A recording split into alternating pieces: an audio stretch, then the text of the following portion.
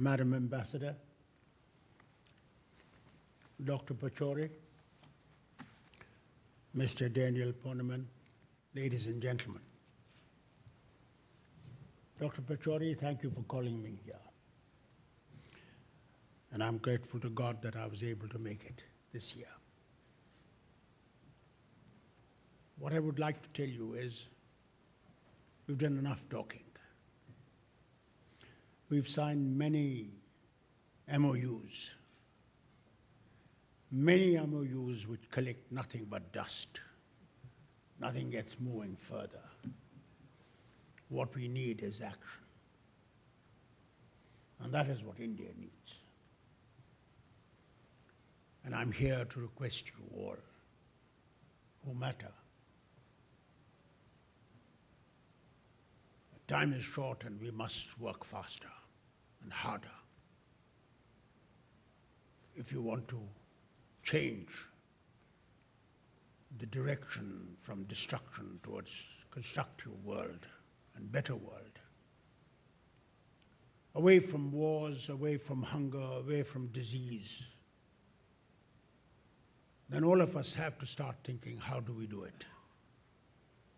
How are we going to really make a difference to this world that God gave us when He created this earth and created all of us? It was so that we could live together in harmony and understanding and respect God's laws that we have long forgotten. That is unfortunate. I find religion is now gradually disappearing and money is taking hold of everything else. Money has become our God.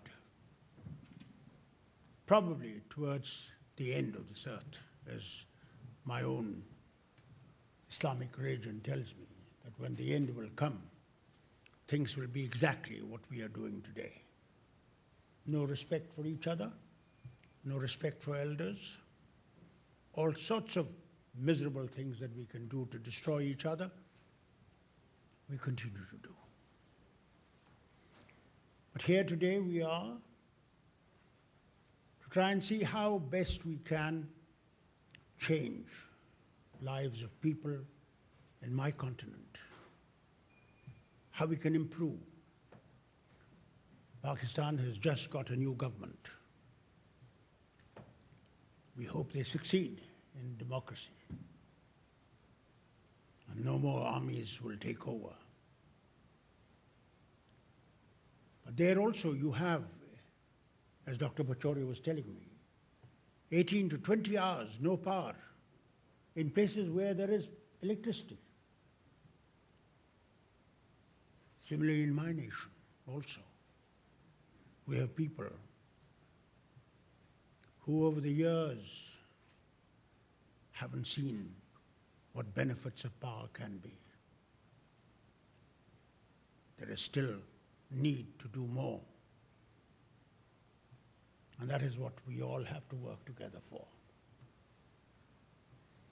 India and United States have dynamic economics. We do face similar challenges in growing energy needs and dependence on imported energy resources. And we in particular buy a hell of a lot of oil from the Arabs. Their coffers get bigger and bigger. And I must tell Daniel here, sometimes I wonder that God has been somehow partial to some people. That He gave us all the population that He could, 1.2 billion. Can you imagine? And God knows how much it'll have increased while I'm speaking to you. And on the other side, hardly any population and how much of wealth in their sand.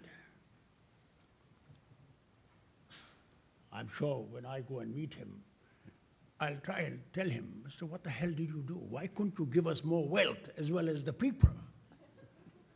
This is something which I feel very greatly about, that And I keep on telling them in the meetings I go and have with them, I tell them, this wealth God gave you is not alone for you. It is for you to share it with the world, but that doesn't happen. And that is why I'm here, Daniel, to tell you all that there are things that God has given you. Your people have created new vestas for energy.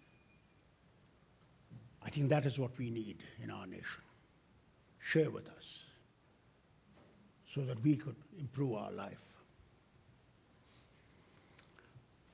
Our scientific resources, from a sound basis for intensifying collaborating efforts in research, development, demonstration, and transfer of renewable energy technologies, it ultimately will contribute towards securing the welfare and quality of life of our people and will be vital, contributing towards preserving the riches of our planet for future generations.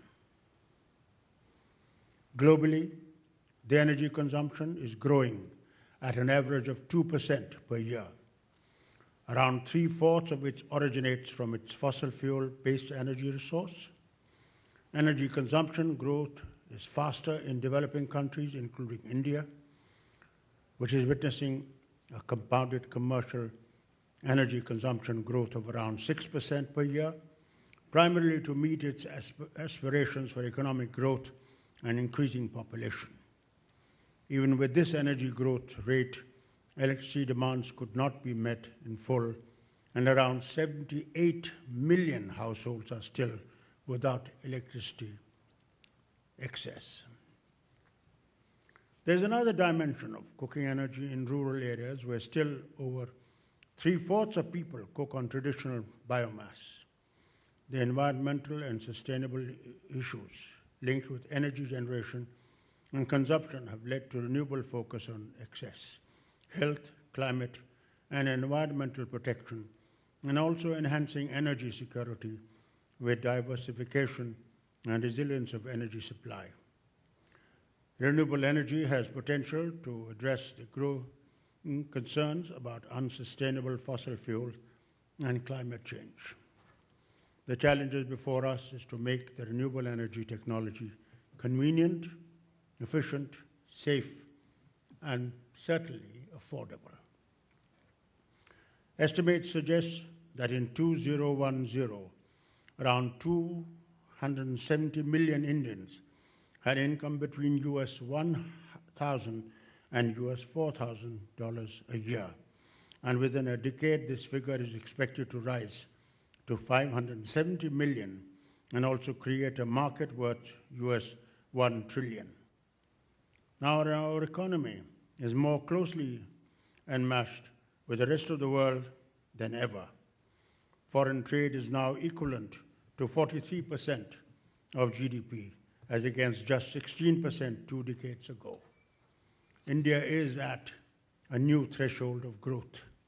Energy is fueling the growing Indian economy, which in turn is fueling demand for more energy. However, India is energy deficient and has around 1/3 of its global average per capita energy consumption. In this business as usual scenario, India would need to grow its primary energy supply to 3 to 4 times and electricity supply to 5 to 7 times of today's consumption. Further energy security concerns will also be significant. Estimates suggest that by then over 90% liquid fossil fuel and up to 45% coal would need to be imported. Vulnerability to volatile price increases, India fiscal and trade deficit. It is in a way put India's economic growth hostage to imported energy. The question is how to navigate under such circumstances. In my opinion, we will require an alternative development strategy that is primarily based on sustainable and indigenous energy resources. Worldwide, there is a surge for renewable energy, and many of the developing countries have already indicated their plan to meet most of their energy needs through renewable energy by 2050. We in India have also indicated the transition process with the present installed capacity of around 27 gigawatts. Renewable power that represents about 13% in total installed generation capacity. Over 1.1 million households are already meeting their substantial lighting energy needs through off-grid renewable energy system. The efforts are to create a framework for self-sustaining off-grid electrification program based on rural entrepreneurship models to be able to provide electricity access in a short time. Our 12th five-year plan, which started last year, proposes for the period of 2012 to 2017 a capacity addition of 30 gigawatts, also a target number of off-grid and decentralized renewable energy systems. The existing renewable power policy and regulatory framework has created an initial momentum. However, there are issues that cast a limit on growth. We have initiated action to address the existing bottleneck, particularly related to renewable power resource assessment, absorption of increasing quantities of renewable power, targeted research and development, and also for technology incubation. Our research and development efforts for cost reduction, efficiency improvement, and extension of technical lifeline of renewable energy system could achieve limited success. Particularly industry participation has remained low. And at international level, our efforts are towards establishing targeted collaborations for joint research, development, and demonstrating sharing information and knowledge, capacity building, supporting technology hubs, and creating networks. The ongoing U.S. India partnership to advance clean energy has already laid the foundation, and we hope to grow it further. I am appreciative of the recent launched U.S. Clean Energy Manufacturing Initiative that aims at increasing U.S. competitiveness in the production of clean energy products.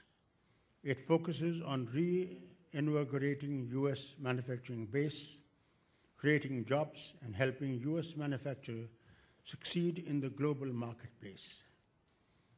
We're also aiming at creating a vibrant domestic manufacturing ecosystem. Reducing import dependence is important for a country like India, where market volumes exist and accordingly industry has the appetite and the motivation for the same. You are aware of the Jawaharlal Nehru solar mission. In its first phase, over 1,000 gigawatts solar power capacity was installed. Around 40% of the capacity originated from USA. Reduction in import depends on development of indigenous technologies and technologies transfers. How could global distribution of intellectual property rights act as a barrier to the speedier indigenization of renewable energy technology? India is looking for creating partnership between IPR holders and local technology experts. Our efforts to create domestic manufacturing ecosystem equally opportunities for investment to both national and international developers. It is aimed at acquisition, mastery, diffusion, and indigenization and absorption of knowledge, technology, and skills by local actors in India. India needs additional investment in renewable energy. Broad estimates indicate that the investment required in the next 5 years would be of the range of US 60 to $70 billion. India is strategically placed with both the demand and supply of renewable energy coexisting in the country. Consequently, it provides ample opportunity for trade and investment. US is one of India's major trade partners, and US companies have been actively pursuing their business interests in different renewable energy technologies. So the Indian companies in US private sector has also played a key role in India's efforts to tap renewable energy, and our general position is of permitting uninterrupted foreign investment for renewable energy development and deployment. Government of India has developed plans to assist banks in financing renewable energy projects at concessional rates. Banks are also persuaded to consider renewable energy finances at a priority. I have been informed of low rate of interest offered by U.S. banks and overseas private investment corporation to Indian solar project development, provided they buy thin film panel manufactured by U.S. companies. I would suggest U.S. banks to consider providing united finances for renewable energy projects, irrespective of the country of origin of the product and devices. Finally, I would say that renewable energy development is considered in India to be of great importance for point of view of long-term energy supply security, decentralization of energy supply, environmental benefits, and sustainability. For India, and also for many other countries faced with twin challenges on energy and environmental fronts, renewable energy is bound to play an increasing role in future energy system. I am hopeful that this partnership initiative will open new vistas for India-US cooperation in renewable energy and would find new approaches and directions for collaboration. I once again thank TERI as well as Yale University for this initiative that they took for the 4th U.S. Energy Partnership Summit. I would also request here the Energy Secretary of America that I had a meeting with Cho 4 years ago, I remember. And in that meeting, I was informed that in America, you have now turbines, hydro turbines, which are 70% energy effective. And we in India now are changing our older plants towards the newer plants. And we would be very greatly interested if some of these companies could somehow tie up with our people there, and we could get these turbines for our new generation of power. This would greatly help India. I hope, Daniel, you will be able to help us in this. Ladies and gentlemen, thank you for coming, and may God help us in building a better world, for not only for ourselves, but our children and those children that are not born yet. We look to you, and we look to America with great hopes that there is a country that God gave. And one thing that America is, it has got people from all over the world that God sent. Maybe you people will probably change the destiny of this world to a better world that God really wanted us to have. Thank you.